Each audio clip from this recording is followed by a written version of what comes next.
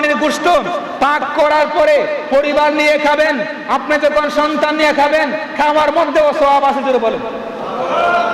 মুস্তাহাব পদ্ধতি হচ্ছে কুরবানির পশুর আপনার গোশতকে তিনটা ভাগ করে, একটা ভাগ নিজের জন্য, আরেকটা ভাগ আত্মীয় স্বজনের জন্য, আরেকটা ভাগ ফকির মিসকিনের জন্য। এই বিষয়ে কোরআনে পাকের মধ্যে আল্লাহ বলেছেন, ফাকুলু মিনহা ওয়া আতইমুল কানিয়া ওয়াল মুতামাররু, অর্থাৎ যারা লজ্জায় হাত পাতে না তাদেরকেও দাও, তোমরা নিজেরাও খাও, এবং যারা গরিব অসহায় তাদেরকেও তোমরা, যারা হাত পাতে তাদেরকেও দাও, যারা হাত পাতে না তাদেরকেও দাও। সুবহানাল্লাহ পড়েন। হাদিসে পাকের মধ্যে আছে সুলুসুল লিআলিকা ওয়া রাসূলুল্লাহ ওয়া সুলুসুল্লাকা ওয়া সুলুসুল মাসাকিন, তিনটা বাট করার বিষয় আছে। আপনার তিনটা অংশ করা মুস্তাহাব।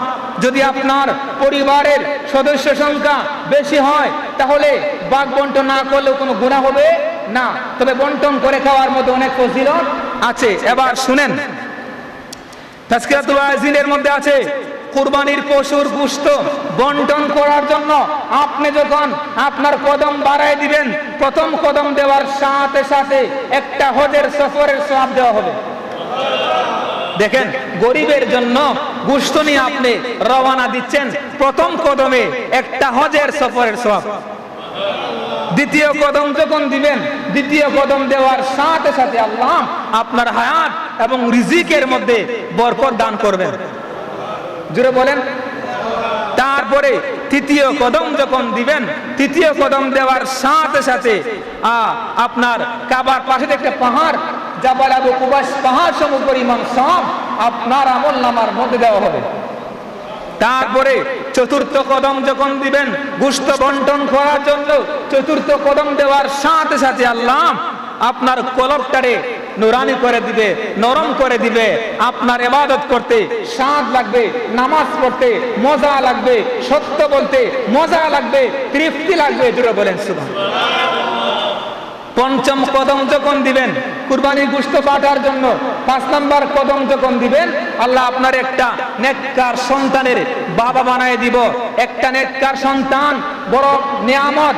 সন্তানের কারণে বাবা মা জান্নাতি হয়, সন্তানের কারণে বাবা মা জাহান্নামী হয়।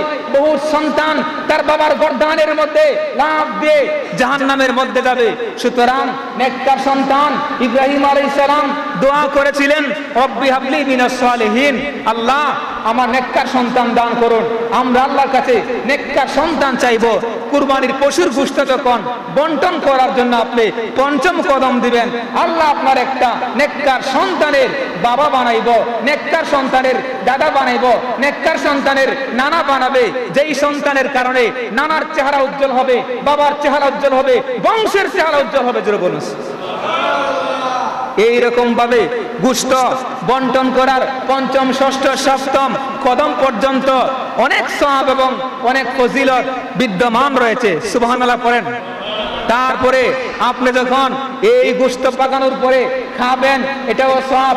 সন্তান খাবে, এটাও সওয়াব। মেহমান খাবে, এটাও সওয়াব। সুবহানাল্লাহ পড়েন।